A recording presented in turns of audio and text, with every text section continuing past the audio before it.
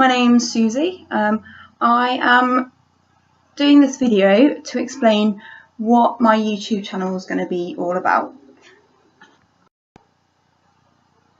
I have Crohn's disease. This is a disease where your immune system works a bit too hard and attacks your bowels. So I've now got a permanent ileostomy, Steven, which I've kind of learnt the hard way what to do and what not to do with him. So I thought if there's any chance anyone out there could get some use out of the knowledge that I've gained from this experience, it'd be worth me trying to spread the word, show some of the stuff that I've been up to with Steven and some of the things that I've learned along the way. So I'm going to be covering a few things. I am looking at changing it, emptying it, storing it, hospital, clothing, and on the move. Additionally, I'm looking at things like little tips, life hacks, so to speak, about the stoma and how best to get through life day to day. Basically, by the end of it, being able to ignore it kind of and live like normal. I got Crohn's when I was 14 and a half. I had a couple of weeks not very well with bloody stools. Before I knew it, I was in hospital for 2 weeks on incredibly strong medication. They couldn't get it under control. They were doing lots of cameras looking inside me, seeing what was going on. 2 weeks after I got to the hospital, I found myself in emergency surgery, half an hour in, my large intestine perforated, which means it just blew up all over the place. I ended up in high dependency for a couple of weeks, a week, because I got sepsis, and because of all the stuff that had gone into my body, they were having to fight all the infection and everything was just kind of crazy. That's when I had my first ileostomy. Year later, had to have it redone because the bowel did a little knot behind the stoma and had to have the stoma redone. Year after that, I had my ileostomy reversed, which went really, really well. I had 5 years where I was quite well and quite healthy, got off a lot of meds. I had a couple of hernias in between the reversal and the next load of problems because of where they put the stoma back. The muscles were weak, so they had to repair where it had been here. That was fine, but then it opened up again, another hernia, so I had to have mesh put in here, which right now is doing my head in because it's really sticky and out and horrible. Different matter. So that was fine. That was minor repairs on my old stoma site.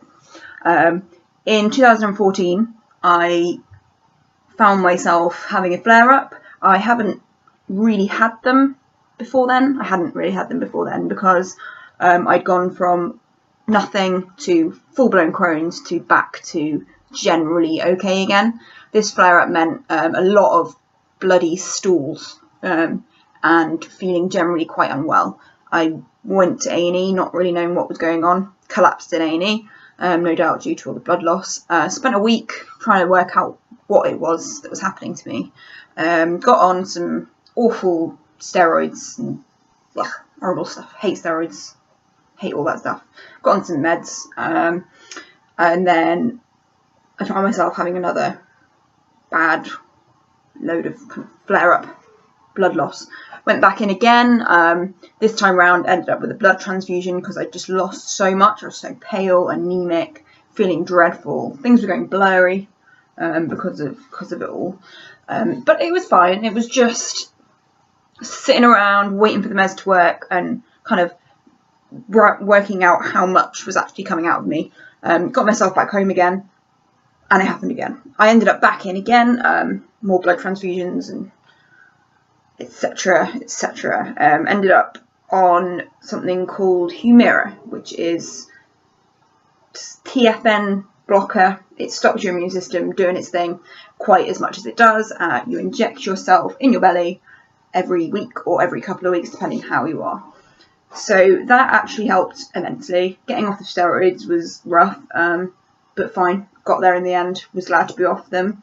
One of my real fears with steroids is weight gain. It really niggles at me that I might gain weight and get what we call a moon face, where your face gets all puffy. Loads of people go through this with Crohn's, and I feel for each and every one of them. I personally am quite sensitive to drugs, so my mental health is affected by them. I got to a point where I'm like, no prednisone, no thank you. I will try anything but. So my doctor gets a bit about that, but I really hate it. So I had the Humira, had azathioprine as well, which is a tablet version of the other thing, where again it's just lowering your immune system, stopping it from attacking your bowel too much. This means you have to have lots of blood tests, which is to check that your immune system's not too low. So this was alright, and then I found myself in, I think it was July-ish, August of 2014, with another flare-up. This is when serious weight loss started. This is when that came to head, and I just found food unbearable, found it really uncomfortable, hated eating, just felt like crap, really. So that was that. I did get better in time to start a job. I had a year working for the council, which was brilliant. I don't think the stress of that helped the Crohn's. I did have a perianal abscess during that year, which is very uncomfortable because you're sitting on it all the time. Not a great place to have an abscess, but I was lucky at that point it wasn't connected to anything. It was just an abscess, and they sorted it out.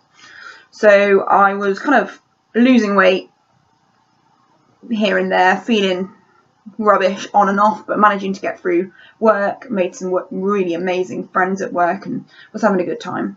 My job ended because I was temporary, and then that's when real discussions started about doing a bowel resection, because the bowel was just unhappy and food was hurting so much still. They found out that this was because I had floppy bowel and it was bending over on itself, and mini kind of blockages every time food was going through, so it might stop and then start and then stop and then start. So I had the bowel resection, had the surgery where he stitched some bowel as well straight to stop it flopping. Great, but they didn't really know what the outcome was going to be. This increased the amounts I went to the loo. I was going 10 times a day, up to 10 times a day, which got in the way of life, and I wasn't really coping well because of the meds as well were making me feel quite poorly. Going to the loo was making me feel poorly. Things just went on a downward road from there. I had another abscess which turned out to be linked to the bowel, which meant that it was being constantly fed from the bowel, the infection. So I had to have that surgeryed on, so to speak, which was just awful because of where it was. Again, it was down where you're sitting. Had a real impact on my ability to do things, because they decided to put something in called a seat-on stitch at the same time. Won't go into detail, but it's a piece of string tugging on your doodah. Not fun. So as well, I had something called erythema nodosum, which is the inflammation of the fatty tissue on your legs. I had nodules appear. They were just red and swollen, but when you put your legs down, you found they pounded, like the blood rushed to them, and they were just going like with pain all the time. They got worse and worse. Swollen ankles, huge ankles. I was trying to do my now part-time job at Tesco, which is a lot of having your legs dangling at checkout. It wasn't working out well for me with the erythema nodosum. And by the time I got to see a dermatologist, it had cleared itself up. Random, but there you go. So random bits and bobs happened from 2014, 2015, bits of surgery here and there, camera tests. Everything was just kind of going on one of these downward slopes. I ended up being admitted due to a flare-up in the lower part of the colon, I think it was, where they joined the small intestine back to the colon when they did the reversal. This was pure agony. every time I went to the loo, I wanted to just cry because it was ulcerated and sore, and every time things passed through it, it was just hurting me. I kind of ended up bedbound because every time I went to the loo, I felt dreadful. So I could go out, but then I'd go to the loo and then feel just like I was going to faint. So that they nearly did an emergency surgery. Then they nearly did a temporary ileostomy and a load of whatever surgery then, but they didn't because they realised they hadn't put me back on the medication that I could have been on due to the abscess before, which is an infection, which meant I couldn't be on the meds. So they sort of thought, right, now I haven't got the abscess, we'll try the other medications that could work for you before going into a whole surgery ileostomy situation. So they did that. I went out of hospital without a stoma with really strong meds. This is the Humira again, which is the one that lowers your immune system. This is fine until you get an infection, which it was after I'd gone on that I got the infection down there where they put the string in on my doodah. So I had to come off the meds, and I was like, right, if I get an infection, I can't be on them. If I'm not on them, the Crohn's is just going to get worse and worse. So I was kind of already humming and ahhing about it. But I was like, I need a surgery. I need an ileostomy. I can't live life like this. I'm dreading going to the loo. I became a little bit incontinent. Great.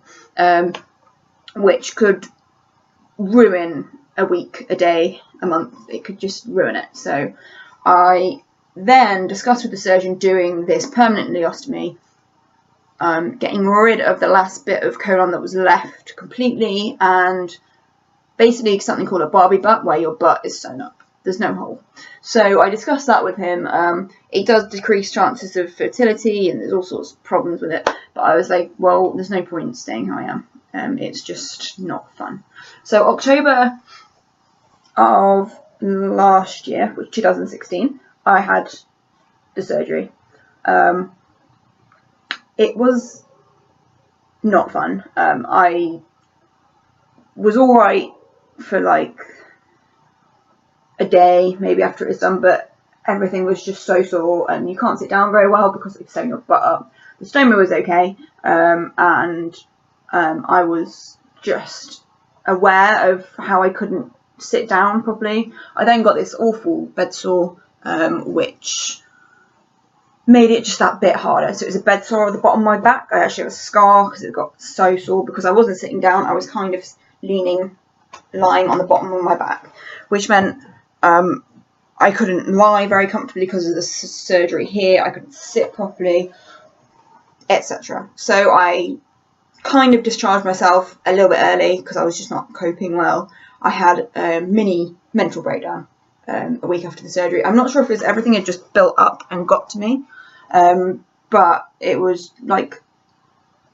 odd. It wasn't me. I wasn't myself for a good couple of weeks. Panic attacks constantly. Got some help from the doctor with some kind of temporary medication, diazepam, chloroplur, something else. Had some counselling, which was great, really good. Although it took a long time to arrange. So I had this assessment about how I was feeling, and then it took weeks and weeks and weeks to actually get counselling, which was kind of backwards because by that point I was a lot better. But hey ho. So I got back on track. I went to a wedding. I was doing all right. Stephen was all right. He was painful but bearable.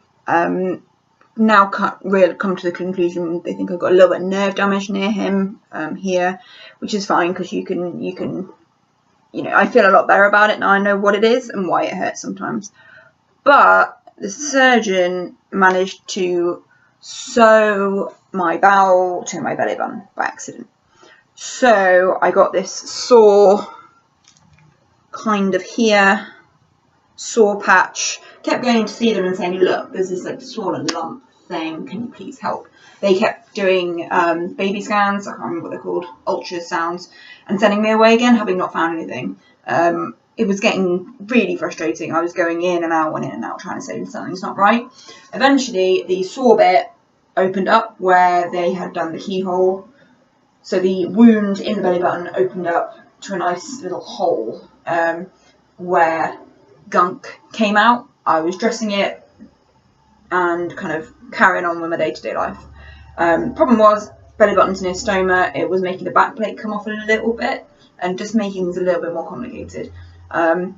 We didn't know what it was. I was told it was a hematoma, not to worry, and to enjoy Christmas and to just eat well and go on walks and I would heal myself. So I was like, great, good news, I'll just carry on. But eventually poop started coming out of my belly button. At this point I was like, right, that's definitely not a hematoma. That's not good news. Let's get to the hospital. I waited a night thinking, well, not much point going now. Had a bit of a scary time trying to get 2 stoma bags on my belly, not knowing what was going on and just kind of thinking this is just crazy. I have a very supportive boyfriend that was amazingly helpful when they were both kind of going off at the same time. So we've got ileostomy going off, belly button going off, we're in the shower. Ended up having a really good laugh about it. No point being kind of crazy negative. I knew it would have to sort itself out in the end, and I just tried to laugh about it because it was quite funny. 2 holes, no idea what was going on. Went to the hospital and it's like, right, we think this could be a mistake where accidentally they've stitched the bowel to the belly button. This is very hard to do and very rare, but we'll see. Did a CT scan, and then after that, the weekend after the CT scan, got the results back. It's like, yeah, it's all connected. Things are looking pretty dodgy in there. Normally they'd make you weigh with this. So this is a fistula, turns out. They'd make you wait because they don't want to do too much bowel surgery all in one go because they'd only really just done the major Barbie butt thing. But I said to them, I can't get 2 bags on because they're so close to each other. The belly button's there, stoma's there. I can't get 2 bags on. My skin is deteriorating horrifically with this new stoma. I suppose it turned into kind of a new stoma because you can't get a bag properly on your belly button because it concaves in. So I think I sent them a letter saying I can't wait, I need emergency surgery.